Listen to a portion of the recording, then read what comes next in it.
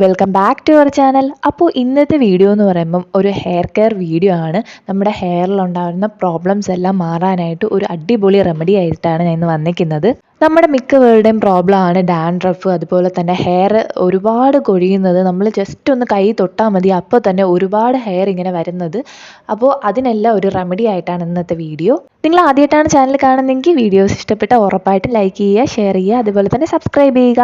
അപ്പോൾ നമുക്ക് വീഡിയോയിലോട്ട് പോകാം. ഹെയറിലുണ്ടായിരുന്ന പ്രോബ്ലംസ് എല്ലാം മാറാനായിട്ട് നമുക്ക് രണ്ട് വഴിയാണുള്ളത്. ഒന്നാമത്തെ വഴി എന്ന് പറയുമ്പോൾ നമ്മുടെ ബോഡിക്ക് അകത്ത് ഇൻടേക്ക് ചെയ്യുന്ന കുറച്ച് ഐറ്റംസ് ഉണ്ട്, അത് നമ്മൾ പ്രോപ്പറായിട്ട് ഇൻടേക്ക് ചെയ്യണം. അതുപോലെ തന്നെ നമുക്ക് എക്സ്റ്റേണലി നമുക്ക് ഹെയറിൽ അപ്ലൈ ചെയ്യാൻ പറ്റുന്ന കുറച്ച് മാസ്ക് ഉണ്ട്, സെറം ഉണ്ട്.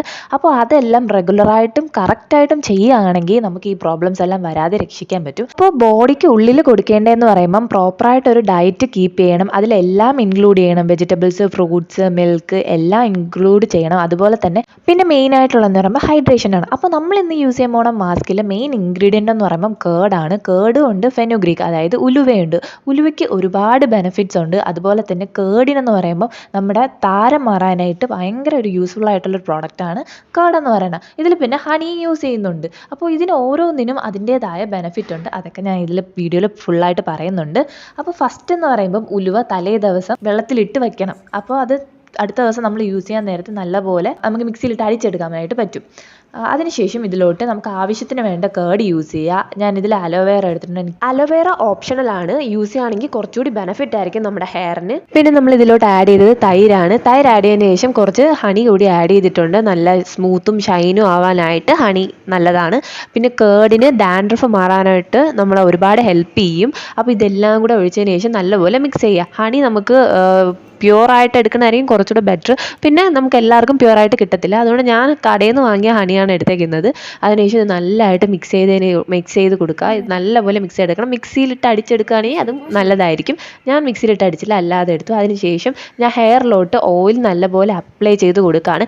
നല്ലപോലെ ഒരു 5-10 മിനിറ്റൊക്കെ മസാജ് ചെയ്യുന്നത് നല്ലതാണ്. നമ്മൾ ആഴ്ചയിൽ ഒരിക്കൽ ഹെയർ ഓയിൽ അതായത് ചൂടാക്കിയിട്ട് ഓയിൽ ചെറുതായിട്ട് ചൂടാക്കിയതിന് ശേഷം ഹെയറിൽ നല്ലപോലെ മസാജ് ചെയ്ത് കൊടുക്കുക. അങ്ങനെ മസാജ് ചെയ്ത് കുറച്ച് നേരം വച്ചേക്കുക.